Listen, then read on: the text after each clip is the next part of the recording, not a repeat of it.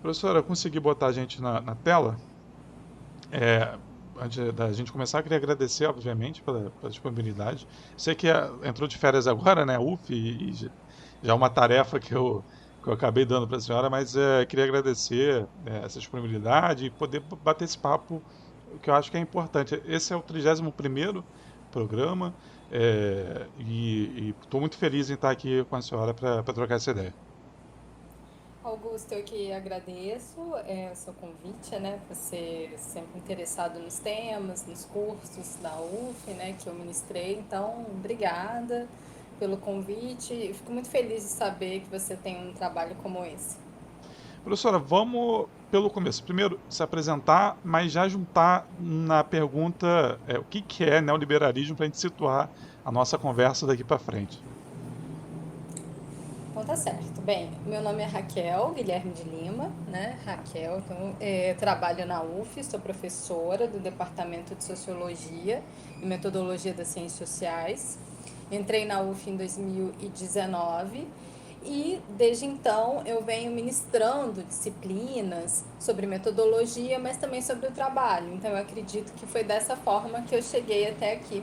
O Augusto se interessou e me convidou para estar aqui hoje. Essa pergunta, né, o que é o neoliberalismo, a gente não consegue, eu não conseguiria responder numa pergunta com o espaço que a gente tem, porque isso depende um pouco, né, da abordagem que nós escolhemos para pensar o neoliberalismo, para pensar todas essas experiências que nós vamos dar esse rótulo, né, este conceito, chamar de neoliberal. E daí a gente já sente, já tem um sinal de uma questão, porque hoje em dia nós usamos e classificamos como neoliberal muita coisa. Então parece que tudo pode ganhar esse rótulo, né, esse conceito. Então já é uma questão, um sinal de uma problemática, um problema que você tem muitos sentidos e muitas experiências que são classificadas como neoliberais. Então, como que a gente vai resolver isso? Falar, Uhum. bem, não, eu vou classificar como neoliberal isso, isso, isso. Eu vou dar uma boa definição que tem, né, uma inspiração marxista. Não penso só a partir, né, de uma inspiração marxista, mas essa eu acho muito boa para a gente pensar, que é bem, o neoliberalismo é uma nova forma de acumulação do capitalismo. Então, o que é isso? Assim, o modo capitalista, né, a sociedade capitalista, ela gera riquezas e essas riquezas são concentradas na mão de uma classe, né, dessa classe proprietária, da classe burguesa. Vou falar bem como Marx. E ao longo da história, essa forma, né, macro de produzir riquezas e de concentrar as riquezas, né, na mão desses poucos mudou. Então, por exemplo, a gente teve há pouco tempo a saída da montadora Ford do Brasil, né? Parou de montar carros aqui. Uhum. E isso é uma boa. A indústria automobilística, eu vou usar ela para definir, para chamar de neoliberal, fazer essa comparação. Há um tempo atrás, né, a acumulação de riquezas ela se dava a partir de uma indústria muito pesada. Então, como é que se acumulava? Né? Você tinha grandes parques industriais, uma mão forte regulatória, então o Estado ali que ia colocar, que ia estabilizar todos esses processos. Então, uma classe trabalhadora operária que ia para chão de fábrica, a fábrica tinha milhares de trabalhadores e assim por diante. O modo de acumulação neoliberal muda isso. Né? Hoje em dia a gente não pensa mais numa fábrica de milhares e milhares de trabalhadores. Nós não pensamos mais isso porque o modo de produção ele se modificou demais. Ele Uhum. se globalizou. Então você pulveriza ao longo, né, dos países várias praças de produção, terceiriza. Olha só, estou trazendo todos os vocabulários que são, né, vinculados a isso que eu estou chamando a atenção, uma forma nova de produzir riquezas, de concentrar riquezas, globalizada, terceirizada, flexível, que não opera mais com estoques. Então você não vai fazer uma linha de produção de milhares de objetos, milhares de geladeiras, milhares de automóveis. Você vai produzir pela demanda da hora, porque tudo está mudando. Então, bom, o neoliberalismo está vinculado a esse modo de produção. E quando eu penso assim, eu estou pensando muito como uma inspiração marxista, mas eu acho um jeito muito bom da gente abordar esse fenômeno. Uhum. Mas ele entra no Brasil. Dizem que a primeira experiência foi na América Latina com Pinochet, primeira experiência neoliberal e tal. Não sei se, enfim, a senhora concorda com essa interpretação, mas ele entra no Brasil como, assim? Foi também um laboratório ou no Brasil já foi um modelo mais consolidado? Como que é essa entrada neoliberal no Brasil? Nós temos um marco, então a gente pode discutir por muito tempo, mas vou eleger um marco, que é a Uhum. década de 90. Então, se eu estou falando de novas formas, de um novo modo de acumulação, né, na sociedade capitalista, eu também gosto de pensar, e aí a partir de uma outra grande influência, que é o Foucault, de como o Estado governa, das formas de governar, tá? Então, veja, eu vou chamar a atenção para o Estado brasileiro na década de 90. O Brasil está imerso nessa lógica global. Então, lá na década de 90, eu me lembro muito bem, porque eu estava na escola, e aí era a gente discutia, na aula de geografia, eu discutia, olha, está chegando uma empresa, né, que está vindo de fora, estrangeira, e aí você tinha aquela coisa, onde que ela vai ficar, né, que estado brasileiro ela vai escolher para implantar, e era um grande frisson. E isso tudo marca, na década de 90, para quem viveu a década de 90, vai se lembrar do Brasil, né, da estabilização financeira. Então a gente tem um plano real que é implementado para dar conta das crises inflacionárias. Junto com o plano real, vem toda uma agenda política de modernização do Estado brasileiro. Esta modernização Uhum. ali, ela está muito alinhada a um receituário neoliberal, a como um Estado ali, né, modernizado, né, modernizante, com que um Estado, no caso, né, o governo brasileiro, deveria se comprometer para se alinhar a essa lógica global. E o que era essa lógica global? Os estados se apresentavam para o mundo, né, o Brasil se apresentava para o mundo, ele deveria se apresentar, né, seguindo o receituário neoliberal, como um país confiável, bem gerido, uma lógica gerencial. Nós ali na década de 90, nós vivíamos com o Pires na mão, buscando empréstimos no FMI. Então era um grande, né, o FMI. O FMI esse fundo monetário, ele é um exemplar dessa lógica neoliberal, porque representa um impositivo a um governo de como o governo deveria gerir, cuidar das suas finanças. Então o Estado é chamado a se retirar. Ele deve se retirar da economia e deixar que as empresas cuidem dos bens sociais, como educação, como a saúde. Então, o Estado se retira e deixa as empresas cuidarem, porque cuidam melhor, porque estão numa lógica da competição. Então, na competição, elas entregam algo melhor para a população. Isso foi, por exemplo, que aconteceu com a telefonia, né? Antes a gente tinha um Uhum. mercado, a telefonia no mercado, né? Não era mercado, era estatizada, e isso quebra e você tem, né, as grandes empresas oferecendo. Aí tá uma dica, né? A gente tem um péssimo serviço de telefonia. Então, a década de 90 é marcada por essa lógica gerencial do Estado, pelas privatizações, pela pressão de um capital financeiro. O FMI é um banco que vai fazer pressão. Se ele vai colocar dinheiro aqui, ele vai investir e ele vai querer rentabilidade deste dinheiro. Ele vai exigir que o governo brasileiro se mantenha em condições de pagar os dividendos, né, da dívida. Então, uma nova lógica gerencial. É o Estado, ele não. Há uma grande discussão, essa ideia que o Estado se retira. Né? O Estado nunca se retira, mas ele cria regulamentações próprias do neoliberalismo, né, para que essa nova lógica possa se implementar. Então, eu elejo aqui a década de 90 para falar do caso brasileiro. Estou pensando, tem um pesquisador muito interessante que estuda Uhum. essa temática, né, o liberalismo, o Brasil. que é o Daniel Andrade, e que eu recomendo para quem tiver interesse, né, buscar os trabalhos. Então, a década de 90 ela é muito exemplar de como ela vai marcar, né, essa nova visão, essa nova forma de governar e de gerir a sociedade, né? A lógica empresa nas nossas vidas passa ali a ter, né, uma presença muito grande. São as avaliações, os indicadores, as Uhum. performances, toda essa lógica de gerir, né, as populações. Eu acho que é o documentário do Silvio Tendler, que é sobre privatizações. Acho que até foi o último, foi o penúltimo dele. Tem uma propaganda do governo Collor, que é um elefante que tenta entrar numa casa, ele não consegue porque a porta é estreita. E aí o pai de família fala: esse é o Estado brasileiro, que é muito inchado e não consegue se locomover como deveria e tal. E é interessante como esses atores também apostavam na publicidade, né? Para mudar a opinião pública sobre o que era o Estado, né?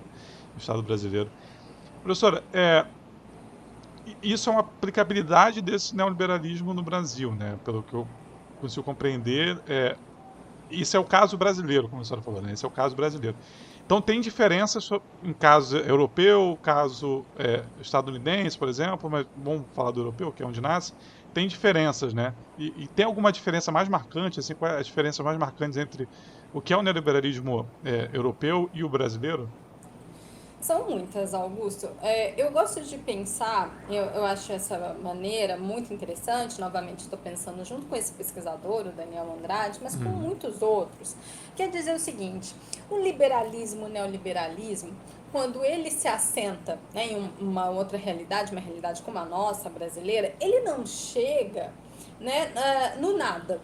Então há instituições, há uma forma de pensar o Estado, há uma história desse Estado, né, que essa nova lógica vai se assentar. Então, para a gente pensar, né, sobre essas diferenças e como a gente está pensando muito o trabalho, né, que é um pouco um lugar comum de interesse, vamos fazer essa. Na Europa, em vários países europeus, nós observamos uma proteção ao trabalho que nós nunca observamos no Brasil. Então, pleno emprego, garantias, né, quando a pessoa perdia o emprego, uma série de direitos de um estado de bem-estar social que, infelizmente, a gente nunca viveu. Então, por aí a gente já tem uma forte diferença de como aquela sociedade sentiu uma quebra de direitos tão bruscas e nós, contemporaneamente, né, nós vemos vários resultados disso. Resultados que se dão à esquerda, com movimentações, com disputa do Estado, com rua, e também à direita e à extrema-direita, mas que tem alguns pontos de uma insatisfação com essa lógica neoliberal. Então, nós temos na França os coletes amarelos, que não é caracterizado única, né? Tem muito, tem uma ideologia ali que não é, né? Talvez não de esquerda, mas que tem muito mais à direita. Mas você tem ali o trabalho e essa recusa de pensar uma vida Uhum. totalmente sem amparo, desprotegida, né? E quando a Thatcher faz isso na Inglaterra, né? E ela vai quebrar o estado de bem-estar social em inglês, ela vai ter muita clareza do que ela queria destruir e construir, né? Uhum. Então eu acho que eu vou eleger essa diferença. Quando nós vivemos, né, numa precarização do trabalho e uma crise do mundo do trabalho que nos vincula a outras realidades, nós estamos percebendo isso em outros países, né, nos Estados Unidos, nós vemos várias representações, nós vemos os movimentos sociais, representações estéticas, tudo girando em torno da crise do trabalho. No Brasil, isso gera, obviamente, como que o neoliberalismo precarizando as nossas relações de trabalho, com certeza, isso tem um efeito. Nós temos um imaginário trabalhista da CLT, né? Mas a CLT, os direitos trabalhistas no Brasil nunca foi, uma hegemonia. Então nós convivemos com uma precarização do mundo do trabalho, com uma parcela imensa de trabalhadores e trabalhadoras que são submetidos, né, a condições precárias, péssimas, indignas. Então nós podemos falar das mulheres negras, quais são as oportunidades que as mulheres negras possuem, em média, obviamente, nós temos mulheres negras que conseguem ter uma carreira e ter os direitos representados, né? Então não estou falando de biografias, mas como grupos, né? Trabalhadores manuais, braçais, que vivem na informalidade, os pedreiros, né? Todas essas pessoas, os engraxados que a gente conhece, que lógica é essa? É uma lógica da precariedade. Então nós temos essas diferenças. O neoliberalismo, ele vem, ele ameaça, ele já tirou direitos, ele já empurrou, né, fez mudanças no nosso marco regulatório do trabalho, mas o pensar o neoliberalismo, por exemplo, aqui no Brasil, é pensar ele já numa lógica de muita desigualdade, de muita precariedade, né? Talvez isso ainda acentue o quão dramático é na nossa realidade. É, você falou crise do trabalho, usou o termo crise do trabalho, que eu achei interessante, porque para quem está ouvindo, pode estar falando assim, estamos discutindo coisas que acontecem só na esfera grande, entre bancos, entre o Estado, entre políticos. Isso não me afeta. Afeta. E aí eu queria perguntar para a senhora no sentido da ponta, assim, o cara que, trabalhador, como que essas reformas que a gente está discutindo aqui, como isso tem afetado ele hoje, assim? Qual é a deterioração das relações de trabalho ao longo, né, desse período, dessa história, que pode ser sentida hoje pro cara que está ouvindo a gente, né? E a gente está pontuando, olha, isso é neoliberalismo, mas o que é, né? Olha, quanto mais a gente precariza e individualiza as relações, né, e nós vamos mudando os marcos, vamos abrindo mão desse Estado que vai regulando a relação do trabalho, trabalho e empresa, trabalho e capital, mas o trabalhador que está na ponta, ele vai sofrer. Vamos pensar então em exemplos muito diretos hoje do nosso cotidiano. Os Uberes, né, os entregadores de iFood, etc. É, Esses trabalhadores, né, eles têm uma relação de completo risco. E essa relação de completo risco, ela é uma relação normatizada. Então, a própria lógica de reivindicação de direitos, ela ocorre em outra estrada. Aí, como que isso me afeta? Eu não sou Uber, não sei o que, no CLT. Você pressiona o mercado. Quando tem pessoas, cada vez mais pessoas que só acham um trabalho dessa forma e trabalham 12 horas e não conseguem por dia, não conseguem perceber, né, receber um salário razoável, digno, esse montante está pressionando o seu salário. Então, as novas formas de contratação, né, a precarização, essa forma de você ser colaborador, negociado, fazer o seu trabalho sem nenhuma garantia, isso é um sinal para o mercado de trabalho que há uma barganha muito mais desigual. Sempre foi desigual. Acho que isso é importante. A gente está falando para mais pessoas.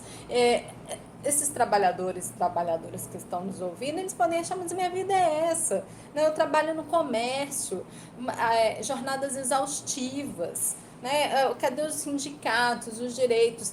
Mas veja, a gente está pensando como sociedade, né? Então, sim, nós temos um padrão de trabalho muito ruim historicamente, mas ele está piorando. Nós temos uma alta taxa de desemprego e uma mudança na regulamentação desse mundo do trabalho. A Justiça do Trabalho, por exemplo, ela foi muito afetada, ela se apequenou. E isso, né, é mais um custo, é mais um risco a essa vida do trabalhador, da trabalhadora brasileira.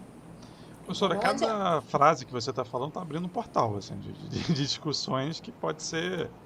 É, isso. Porque Uber, você falou uma coisa que assim, daria muito bate-papo. Uber, Justiça do Trabalho, essas, né, relações do trabalho hoje, né? E aí eu estava, conforme a senhora está falando, estava pensando aqui para as pessoas. Acho que tem dois tipos de pessoas. Eu tem dois tipos, não tem muitos tipos, mas tem dois tipos de pessoas aqui nesse debate, que é as pessoas mais velhas, com que meus pais, meus tios, que viram um país e estão vendo outro, né? E aí percebe alguma coisa ali e tal. E tem gente da minha geração que viu um pleno emprego ali no governo Lula, mas não tinha uma idade, né? Eu nasci em 95, ali no governo Lula não tinha uma idade para trabalho, mas tinha uma promessa de trabalho, né? Uma promessa que, olha, vai ter pleno emprego quando você se formar.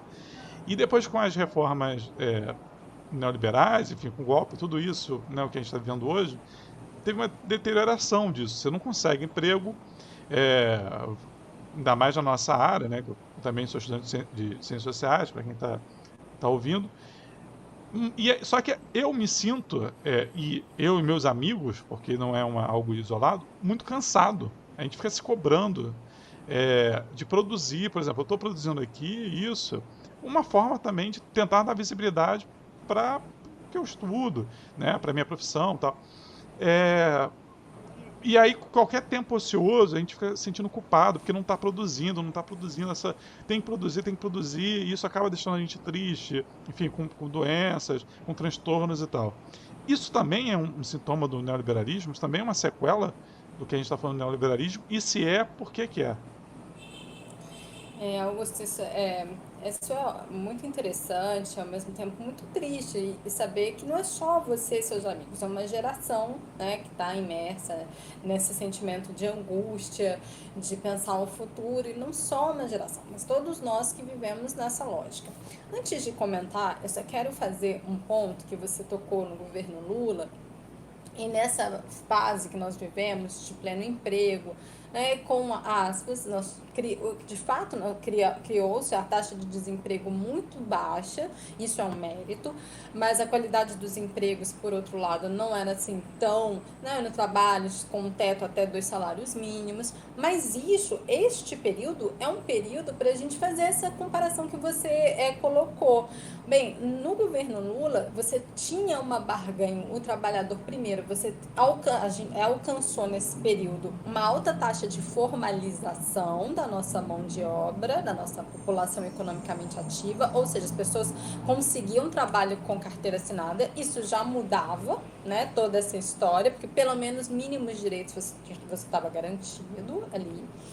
Valorização do salário mínimo, você tinha políticas de real valorização do salário mínimo, e isso é um impacto. Hoje nós temos trabalhadores e trabalhadoras que, mesmo com o trabalho, não tem condição, não está conseguindo se sustentar, manter a sua vida, porque nós temos uma desvalorização brutal com a inflação do salário. Então, essa é uma boa medida para a gente comparar. Mas como isso está me afetando? Olha o que está afetando aí.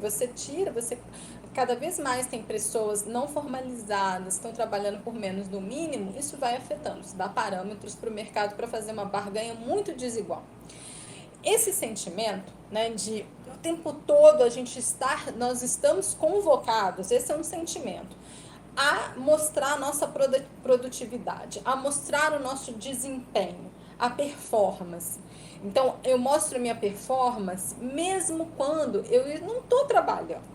Se eu faço post, se eu estou fazendo na rede social, estou fazendo isso, eu estou preocupada com a minha imagem pública, porque que eu tenho, como eu vou mostrar, né, que eu sou uma pessoa interessante, o meu desempenho.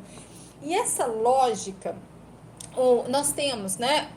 Nós temos leis, nós temos disputas pelo Estado, né? Nós temos, vou dizer algo aqui, concreto, não para não chamar esse sentimento, toda essa cultura, uma perspectiva neoliberal que vai entrando dentro da gente como menos concreto. Mas nós temos legislação que está mudando e que causa impacto. Mas para que isso aconteça, né, a sociedade também cumpra, né, esse mundo neoliberal. Como assim, né? Eu não escolhi comprar isso, mas de certa forma eu estou sendo ensinada que é valoroso ser empreendedor, que é valoroso correr riscos, que a vida é correr risco, que quem pensa numa vida de estabilidade é acomodado, né, ou preguiçoso, ou cheio de privilégio. Então, veja, isso a gente escuta, né? Você está o tempo todo bombardeado por incentivos, né, valores que sustentam essa lógica. Então, bem, você tem que cuidar da sua empregabilidade, você tem que estar correndo atrás o tempo todo, porque as coisas mudam. Uhum. Olha de novo, Se a atualizar. mudança, esse tempo acelerado que a gente Sim. está vivendo. Antes, você sentava, as famílias sentavam assim, falavam assim, eu quero comprar esse eletrodoméstico, então eu vou trabalhar 2 anos, ia lá e comprava, você conseguia estimar o preço, o modelo era o mesmo, então era décadas a mesma coisa, você adquiria um bem, e esse bem ficava na tua casa né, anos. Uhum. Hoje, você compra qualquer coisa, ela está programada para estragar. E a gente acha isso ok, né? Que a gente compre um produto e esse produto não sirva mais daqui um ano, 6 meses. Então veja como isso tudo, isso nos reforça a ideia que o mundo é muito rápido, que as mudanças são. Então se eu quero acompanhar, se eu quero ter um emprego, se eu quero ter uma vida legal, eu tenho que estar preparado para essa lógica. E isso é muito extenuante. Porque a gente, a todo tempo, a gente tem uma ideia, a gente precisa se adaptar a um mundo muito instável, muito cheio de risco. E isso, quando a gente fala assim, e está falando, né, das nossas questões e angústias, isso se apresenta, mas no cotidiano não fica tão claro todas as coisas que nós estamos respondendo a essa lógica, né, tem uma empresa dentro da gente, nós somos empresa, porque nós estamos cuidando, né, o tempo todo, e a gente tem que até fazer planilha nos aplicativos do celular, no que a gente está fazendo. Então, qualquer tempo, o tempo do ônibus, eu gosto muito desse exemplo na sala de aula, o tempo que você está no ônibus, e, né, se deslocando, trabalho, para a escola, para a universidade. Esse tempo, nem este tempo mais é permitido. Que você fica olhando para a janela, né? E às vezes dá aquela dormidinha. Não, você tem que estar escutando alguma coisa, tem que estar prestando. Você tem que estar fazendo coisas o tempo todo para que isso retorne. E isso é muito extenuante. Não é à Uhum. toa, né? Que a gente fica exaurido de responder o tempo todo essa lógica, porque nós viramos pequenas empresas, né? Nós cuidamos da gente. E isso é muito louco, porque hoje em dia a gente fala muito de autocuidado, auto não sei o que, auto não sei o que lá, e o tempo todo é uma pressão disso, de como você é responsável por tudo, né, por todo o seu destino. Isso tem uma coisa muito cruel, ainda mais quando a gente está falando em um cenário tão desigual. E a indústria farmacêutica vai muito bem, obrigado, nesse cenário, né? Vai capitalizando isso. Senhora, não sei se a senhora já viu, chegando na UF, eu já vi, algumas vezes, inclusive, tem um cara, uma família, na verdade, um casal, que vende quentinha. Ele bota o carro dele, ele vende quentinha ali na cantareira.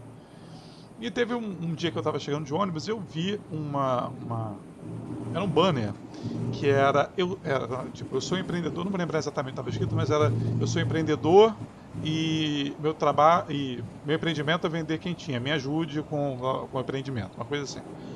E eu fiquei pensando, pô, o cara comprou essa questão de ser empreendedor, né? Ele foi ensinado, né? Acho que é a palavra melhor utilizada e tal.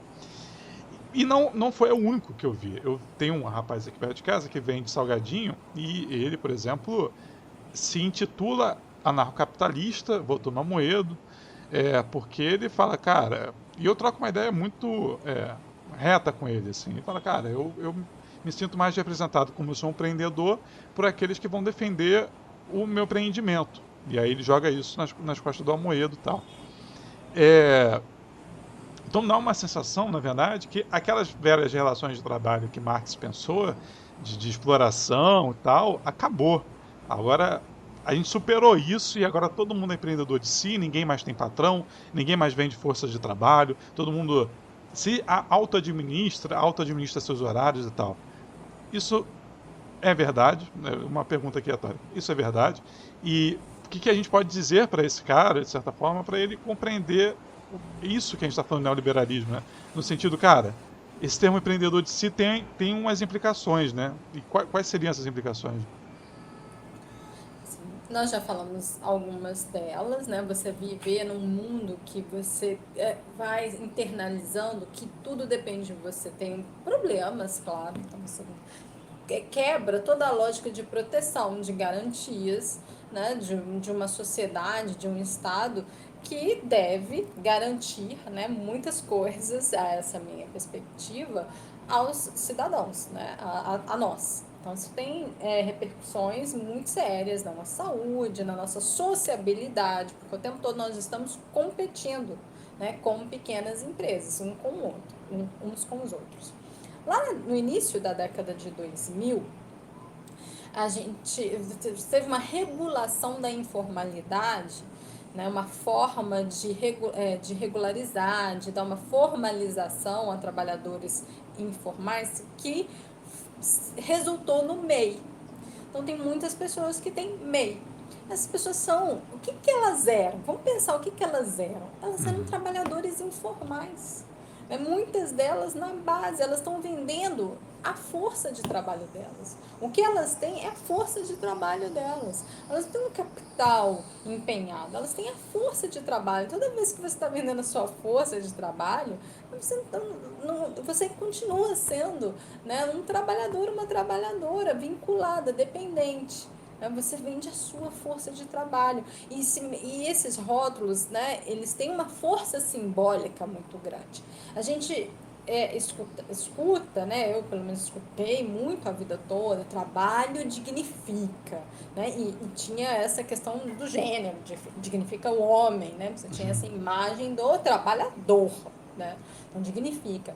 Hoje nós podemos dizer que o empreendedorismo dignifica, porque e o empreender não, né, não é um problema, óbvio que não. E nós temos vários exemplos de pessoas que têm pequenos negócios que deveriam ser protegidas, que deveriam ser incentivadas, que deveriam ter linhas de crédito, né, especiais. Mas a lógica neoliberal é outra, é a lógica oligopolista. Você tem oligopólios que se formam, né? Então é uma totalmente diferente dessa lógica desse empreendedorismo horizontal, não é? Você cria hoje a tendência no mundo é cada vez mais mega empresas que controlam um volume de capital absurdo. Então, não é um problema empreender. Óbvio que não.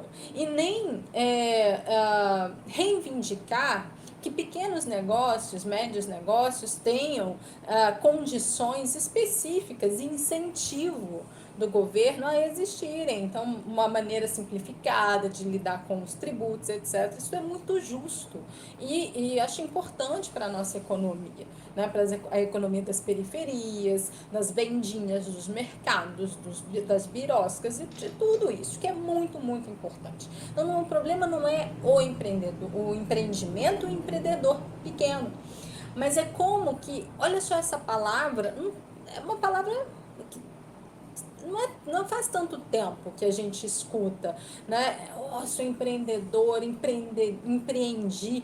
Isso é carregado de um orgulho, de uma força que basta eu dizer, sou empreendedor, que, poxa, né? Que você é uma pessoa valorosa, de qualidades, que trabalhadora, que não tem medo do trabalho. Isso tudo está vinculado a esse rótulo.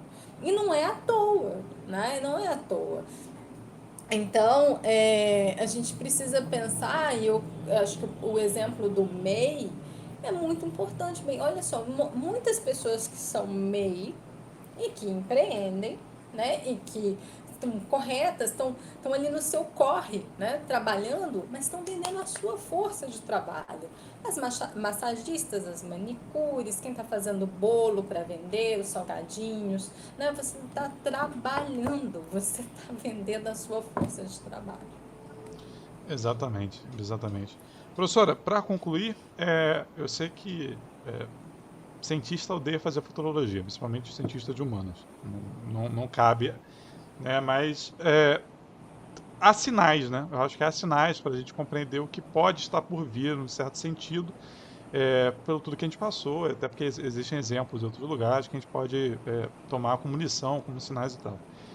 Nas suas pesquisas, nas suas análises, o que você prevê, não sei se prevê a palavra, mas o que esperar do mundo do trabalho no Brasil há 5, 10 anos? Assim, vai piorar? O que está aí no radar da senhora como pesquisadora? Olha, Augusto, como pesquisador é difícil. Então, eu vou dizer o que eu estou esperando como cidadã e, claro, nos impactos de todas essas relações que a gente levantou aqui. É, eu acho que nós estamos acompanhando esse pleito eleitoral, que é muito importante desse ano, né? E que trouxe, desde a liberação do ex-presidente Lula, então a volta de Lula para o cenário eleitoral modificou e parece que há uma imensa chance de que o atual governo seja derrotado. Então, na vitória de Lula, isso aí como cidadã, né, é o meu voto, né? Então, eu estou falando como cidadã.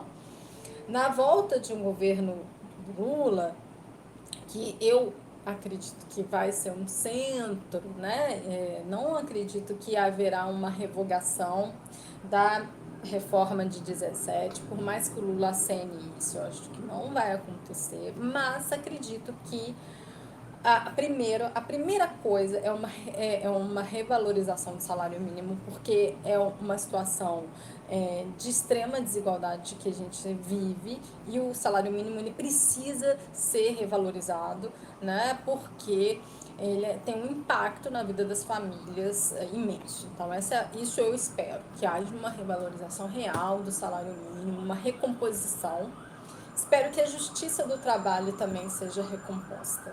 E por mais que não há, que eu não espero, pelo menos nos primeiros períodos né, se a gente tiver um governo de centro-esquerda, não espero que haja uma revogação nesse marco da reforma trabalhista, mas eu acho que possa haver sinais para o mercado que as coisas não estão num bang-bang faroeste. Por exemplo, com a recomposição da justiça do trabalho e medidas dessa forma, para dar proteções e uma disputa do imaginário, que eu acho que isso faltou, inclusive, é uma questão do legado petista, de disputar esse imaginário, de, olha, um trabalho assegurado, com direitos, né? Então, você disputar esse imaginário também.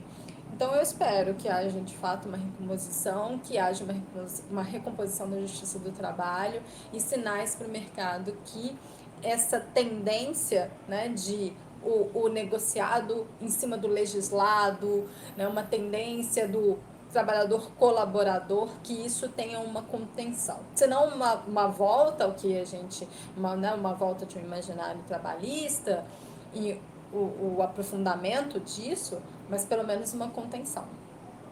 Lula, você que ouve esse podcast, esquece Joaquim Levy, esquece Guito, esquece essa galera.